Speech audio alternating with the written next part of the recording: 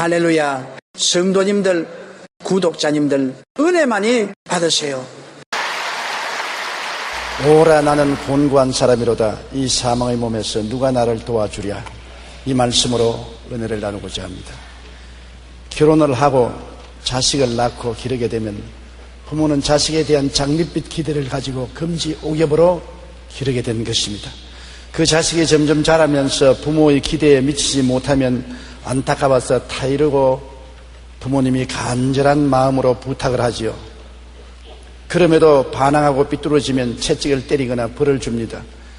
어디 부모가 좋아서 채찍 때리고 벌을 줍니까?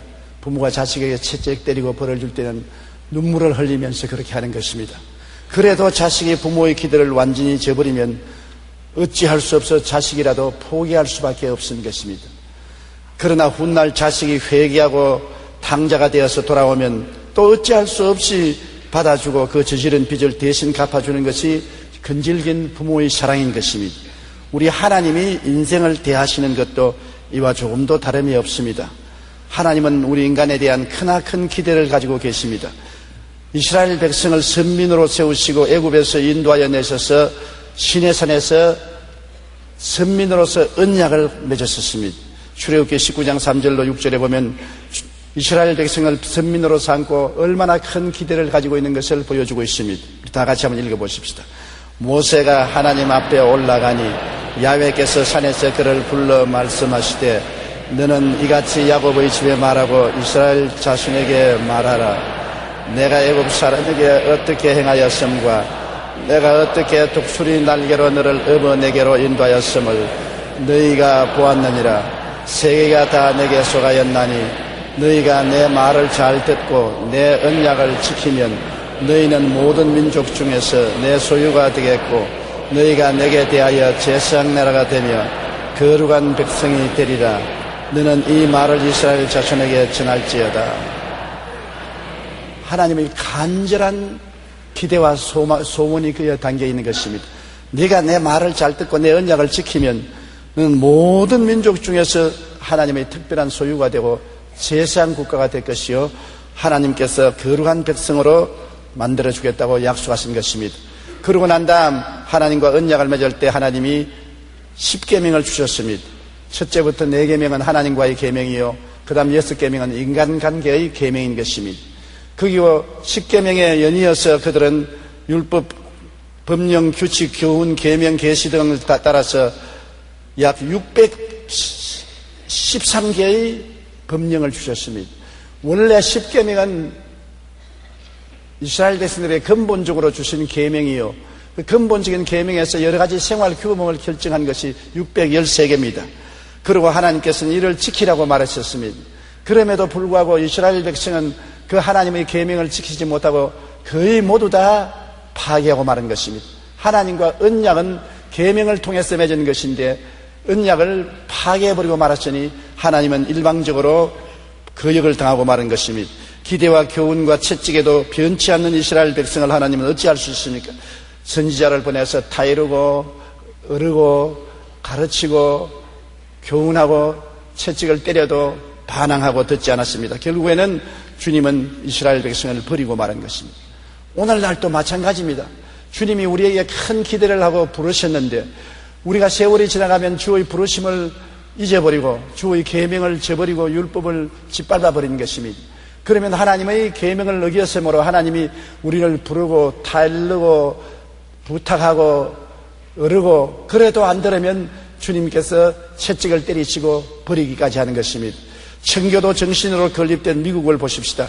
공립학교에 10계명을 늘 걸어놓도록 했습니다. 미국 엘레바마주 법원 청사에도 10계명 돌판이 있었는데 이것에 대해 연방 대법원에서 국가가 특정 종교를 옹호하는 것이라며 철거하도록 명령했습니다. 게다가 1963년 케네디 대통령 재임 당시 대법원은 국립학교에서 성경교육을 할 수 없다고 판결하고 기도도 못하게 했습니다. 1980년에 엘레바마 연방대법원은 공립학교 교실 벽에 있던 10계명도 떼도록 했습니다. 이후 30여 년이 지난 미국은 이전과 많이 달라졌습니다. 폭력 범죄가 거의 6배 증가했고 사생아가 4배, 결손 가정 아동이 3배, 10대 자살은 2배 이상 늘어났습니다. 반면 대학 입학 시험 성적은 무려 80%가 저하되었습니다. 미국의 도덕성은 갈수록 추락하고 총기 사건은 초등학교로 확산되면서 최근 이러한 미국의 범죄를 해결하기 위해서는 각급 학교의 기도 시간을 부활시키고 10계명을 달도록 해야 한다는 여론이 일어나고 있는 것입니다. 10계명은 하나님께서 반드시 지키라고 주신 계명입니다. 과거 이스라엘 백성은 이러한 계명과 율법에 불순종함으로 하나님께 버림받았습니다. 하나님을 섬기고 계명을 지키며 주의 뜻대로 살겠다고 결심하고 청교도들이 미국에 건너가서 나라를 세운 지 한 300년이 지난 오늘날에 와서는 완전히 타락했습니다. 10계명도 저버리고 기도도 학교에서 못하게 하고 그러므로 미국이라는 사회가 부패하고 범죄 천지가 되어가고 있는 것입니다. 하나님 앞에서 우리가 처음 사랑을 버릴 때 하나님도 우리를 버리게 되는 것입니다.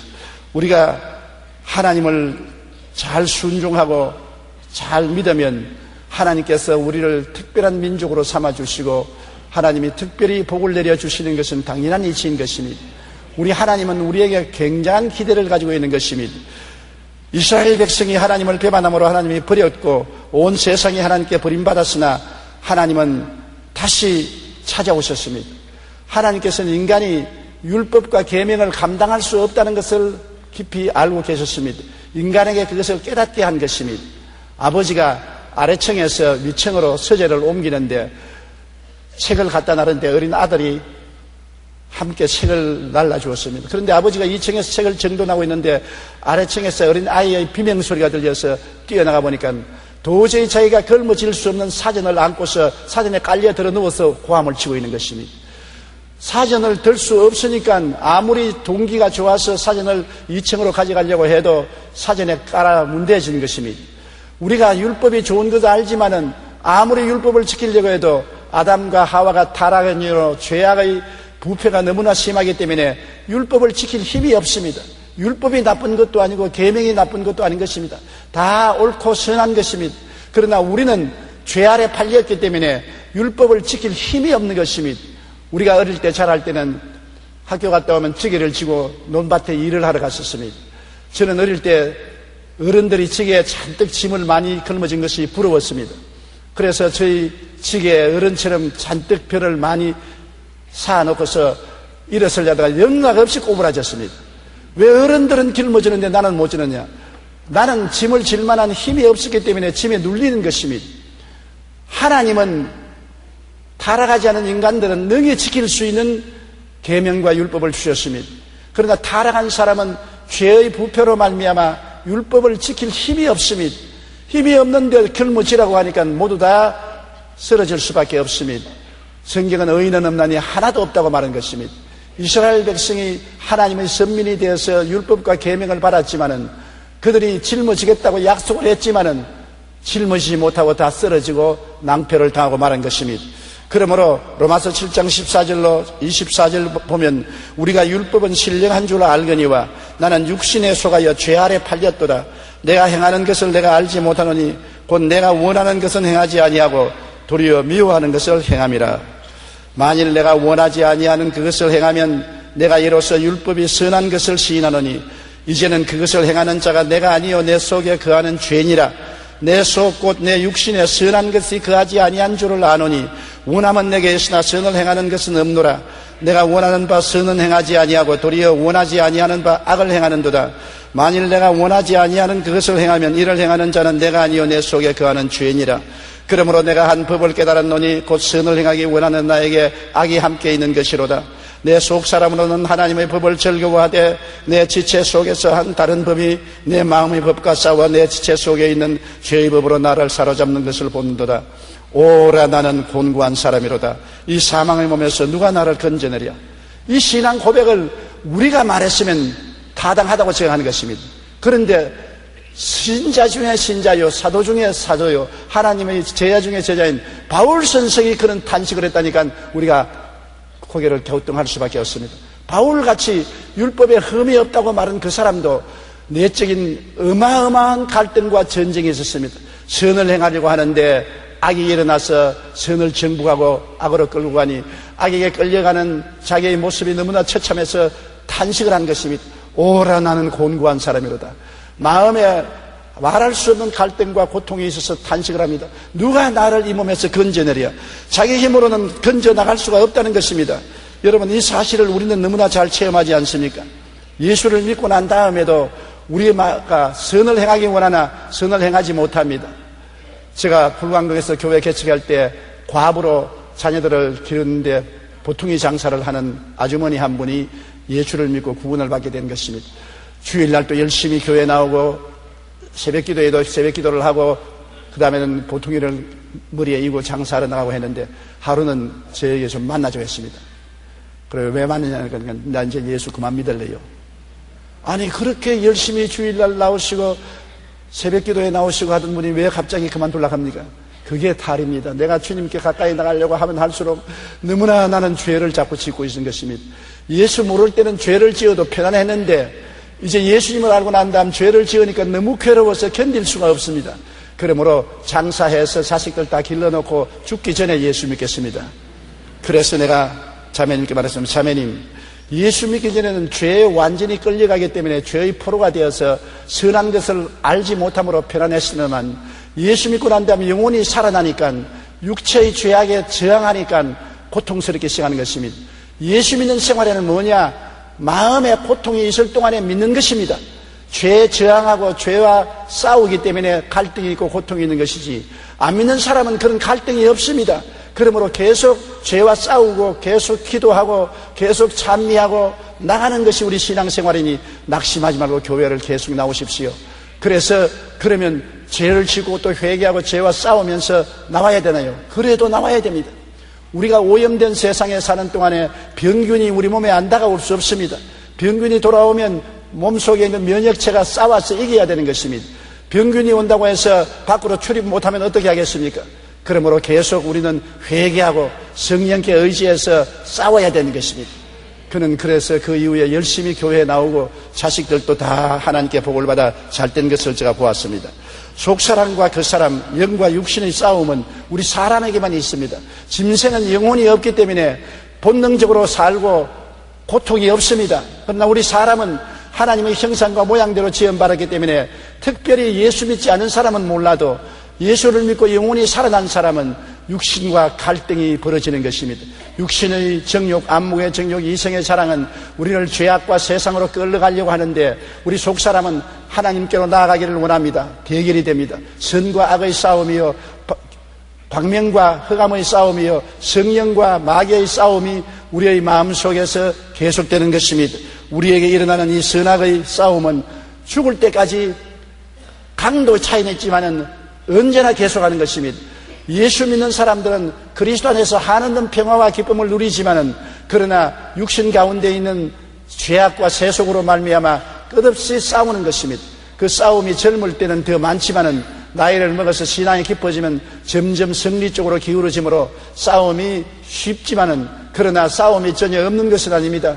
이 땅에 있을 동안에는 선한 싸움을 싸워야 되는 것입니다. 바울 선생은 그가 간증하기를 내가 선한 싸움을 싸우고 달려갈 길을 다 달려가고 믿음을 지켰다고 말한 것입니다.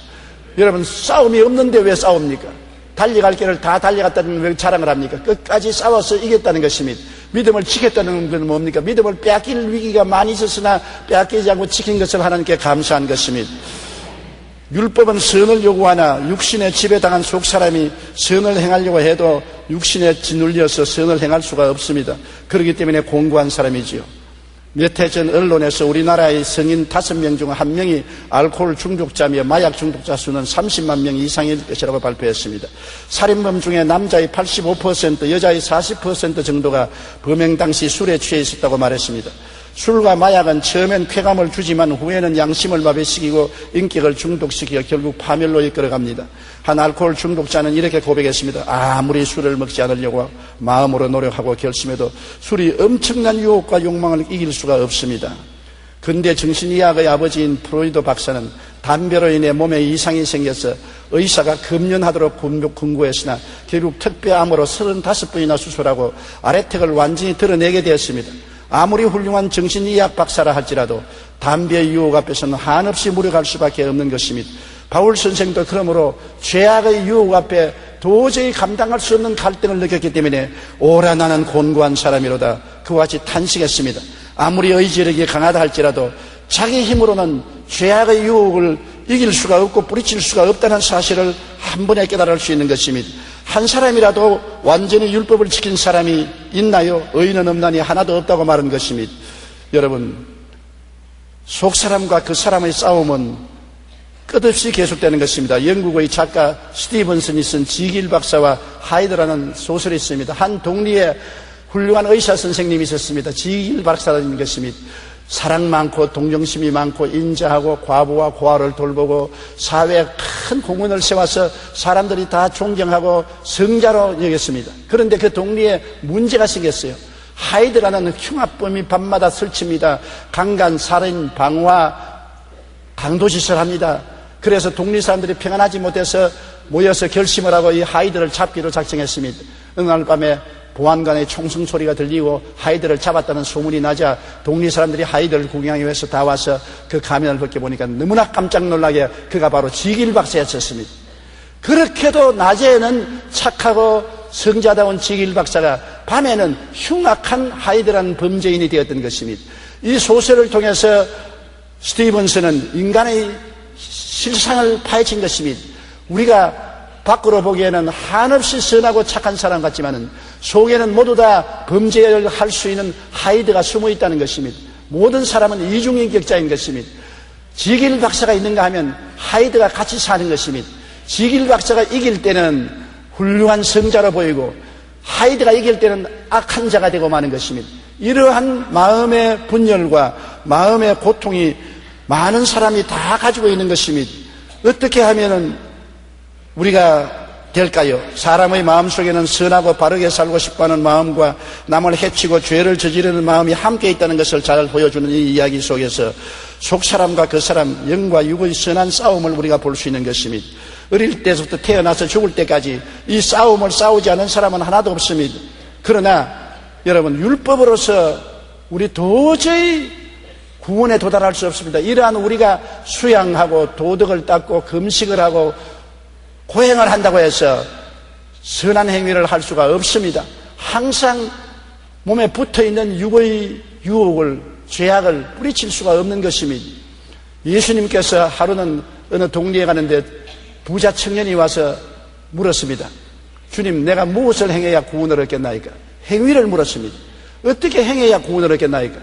예수님께서 내가 율법을 알지 않느냐? 주님께서 그렇게 말하니까 청년이 무슨 율법입니까? 내 부모를 공경하라, 살인하지 말라, 간음하지 말라, 도둑질하지 말라, 내 이웃을 거짓 증거하지 마라, 내 이웃을 내 몸처럼 사랑하라 하였나니라. 아, 그건 내가 어릴 때부터 다 지켰습니다. 주님께서 가만히 바라보시고, 너가 정말 온전케 되기를 원하거든 집에 가서 너희 살림을 다 팔아서 가난한 사람에게 나누어주고 너는 빈손을 들고 나를 따르라. 그러면 구원을 받고 내 제자가 될 것이라니까 깜짝 놀랐습니다. 어떻게 내 재산 다 팔고서 빈손을 들고 따라올 수 있냐? 고개를 설레설레 흔들면서 슬퍼하면서 떠나갔습니다. 왜 주님께서 이렇게 강한 말씀을 하셨습니까? 그가 행위로서 구원받겠다고 했으니까요. 무엇으로 구원을 받을 수 있습니까? 이렇게 했으면 믿음으로 구원받으라 하실 것인데 무엇을 행해야 구원을 얻겠습니까? 그러니까 십계명을 행하라.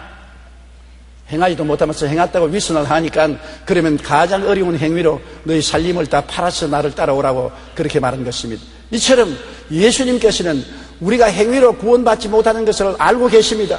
내가 행위로 구원을 받을 수 있다고 하면 감당할 수 없는 무거운 짐을 주님께서 지우시는 것입니다. 사람이 행위로 구원받은 사람은 역사적으로 한 사람도 없는 것입니다. 그러면 우리는 어떻게 구원을 받을 수가 있는 것입니까?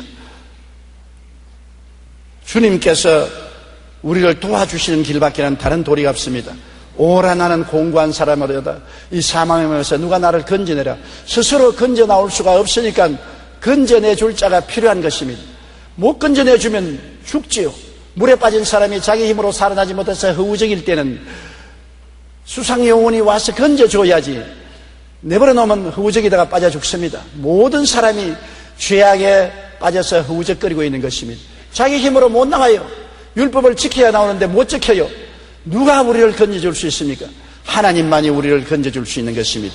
로마서 8장 3절로 4절에 율법이 육신으로 말미암아 연장하여 할 수 없는 그것을 하나님은 하시나니 곧 죄로 말미암아 자기 아들을 죄 있는 육신의 모양으로 보내어 육신의 죄를 정하사 육신을 따르지 않고 그 영을 따라 행하는 우리에게 율법의 요구가 이루어지게 하려 하십니다. 하나님이 우리의 죄를 예수님께 맡겨서 예수님이 우리의 죄성을 십자가에서 다 몸짓고 피 흘려서 청산하고 정복하시고 난 다음에 이제 성령을 주심으로 성령을 따라서 가면 율법을 지킬 수 있는 힘이 우리에게 주어진다는 것입니다. 힘이 없는 우리에게 성령으로 말미암아 힘이 주어져서 이제는 율법을 느끼니 걸머쥐고 나갈 수 있게 하나님이 도와주신다는 것입니다. 그렇기 때문에 예수 믿고 성령의 도우심을 받지 않고는 우리가 율법을 지키고 살 수 없습니다. 예수 안에 있는 성령께서 우리에게 위대한 해방자가 되는 것입니다. 로마서 8장 1절로 2절을 다 같이 읽어보십시다. 그러므로 이제 그리스도 예수 안에 있는 자에게는 결코 정죄함이 없나니 이는 그리스도 예수 안에 있는 생명의 성령의 법이 죄와 사망의 법에서 너를 해방하였음이라. 우리는 예수 그리스도 안에서 보내주신 성령이 해방자로서 우리와 같이 계신 것입니다. 성령이 지금 우리와 함께 계시고 우리 안에 계신데 성령님을 인정하고 환영하고 모시드리고 의지하며 해방자 성령님께 도움을 구하면 성령이 죄와 사망의 법에서 우리를 해방시켜 주시고 자유롭게 해주시는 것입니다. 죄와 사망의 밧줄이 아무리 우리를 단단히 묶여도 성령은 예수님의 보혈의 능력으로 죄와 사망의 밧줄을 끌어버리고 여러분과 나를 자유 해방을 주셔서 율법을 쉽게 가볍게 짊어질 수 있게 만들어주는 것입니다. 그러므로 믿음으로 구원을 받지만은 구원을 받고 난 다음 구원을 지키는 것은 율법을 행해야만 되는 것입니다.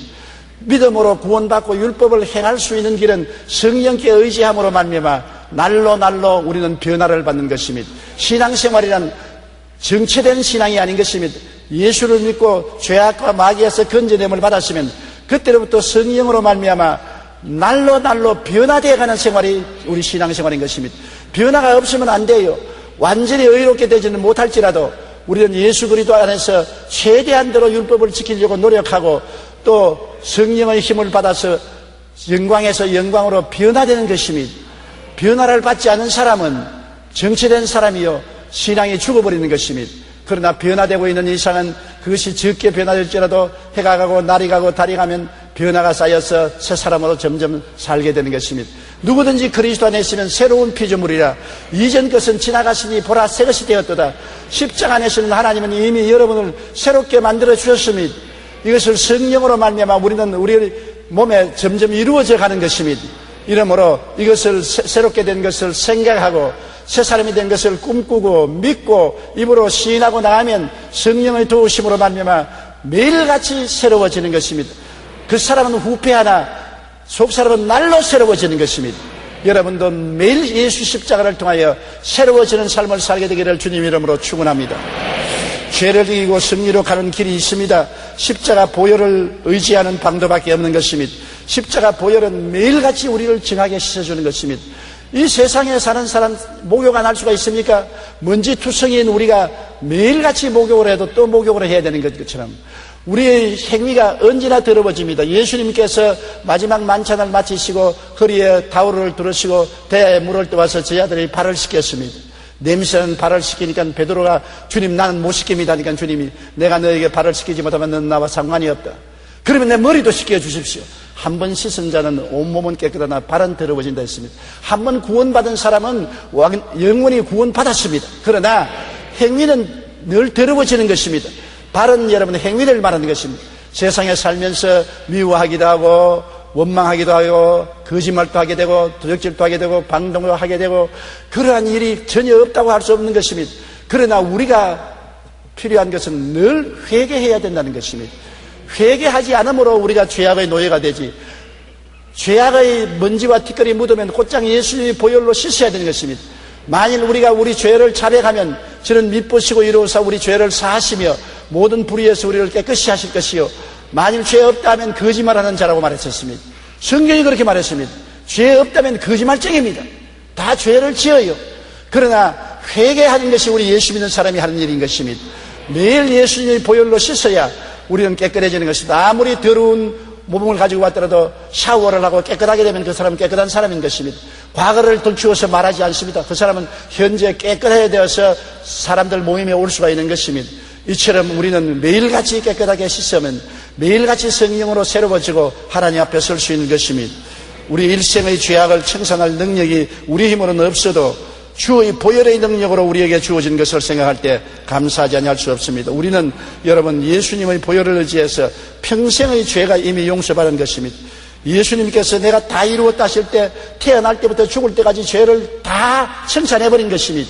이미 청산해준 은혜를 우리가 힘입어서 매일매일 용서받고 매일매일 새로워지면서 우리 신앙생활을 계속하는 것입니다.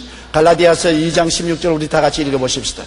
사람이 의롭게 되는 것은 율법의 행위로 말미암음이 아니요 오직 예수 그리스도를 믿음으로 말미암은 줄 알므로 우리도 그리스도 예수를 믿나니 이는 우리가 율법의 행위로서가 아니고 그리스도를 믿음으로써 의롭다함을 얻으려 함이라.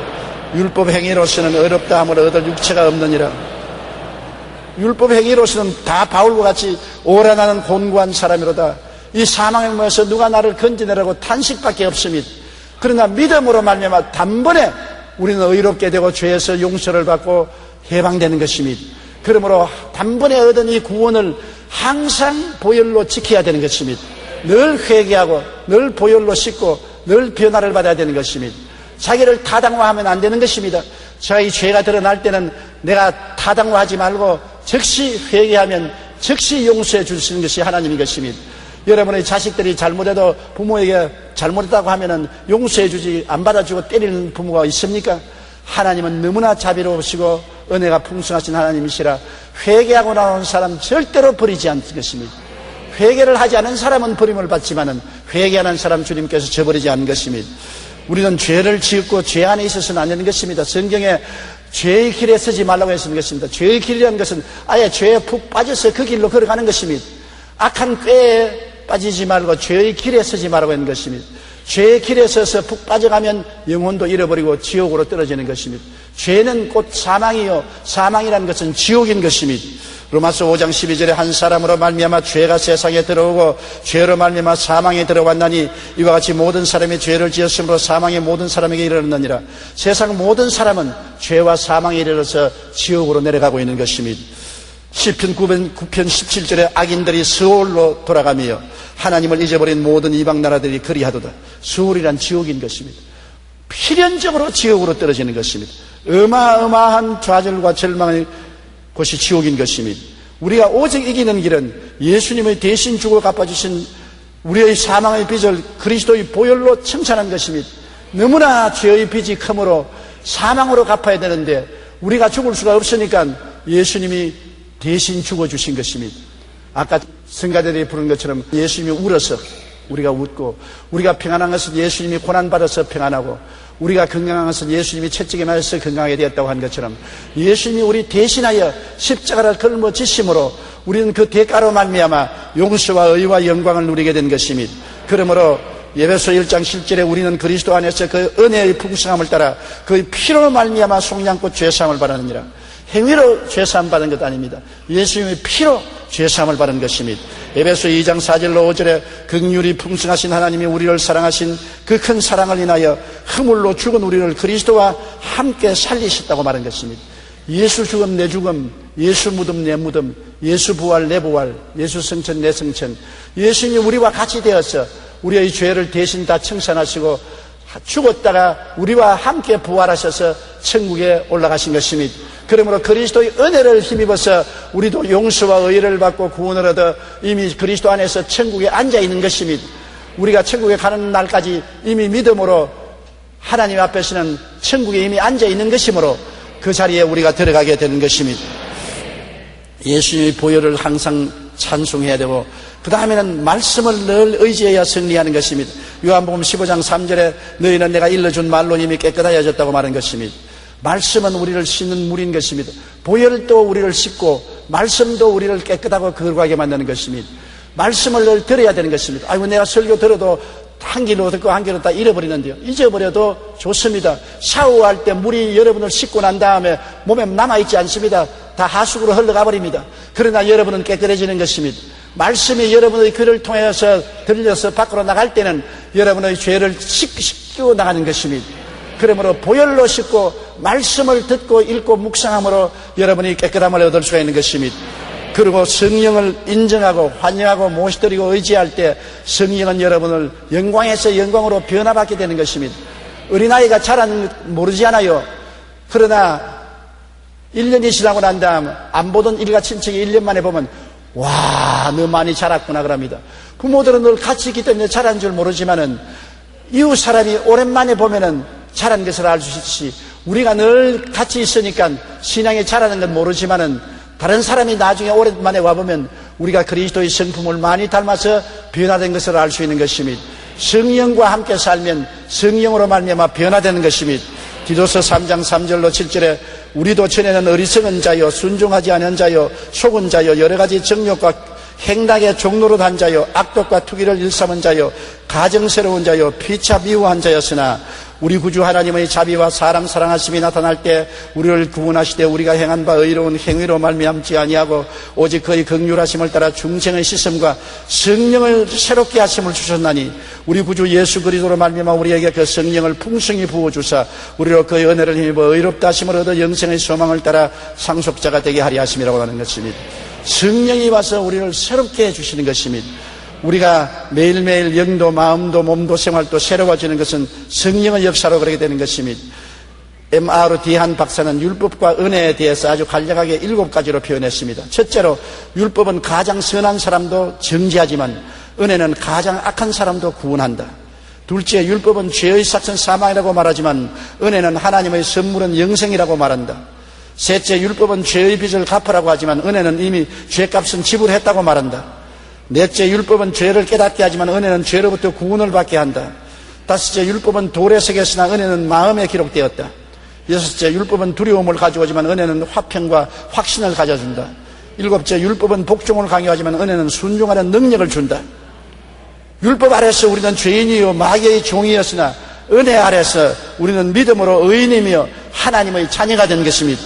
우리는 하나님의 사랑하심과 예수 그리스도의 은혜 아래 이제 성령님께 의지하여 변화의 변화를 받고 살아야만 하는 것입니다. 누구든지 그리스도의 이름을 부르는 자는 구원을 얻으려고 하는 것입니다. 아담의 자손들 중에서 죄를 짓지 않은 사람은 없고 사망에 이르지 않은 사람은 없습니다.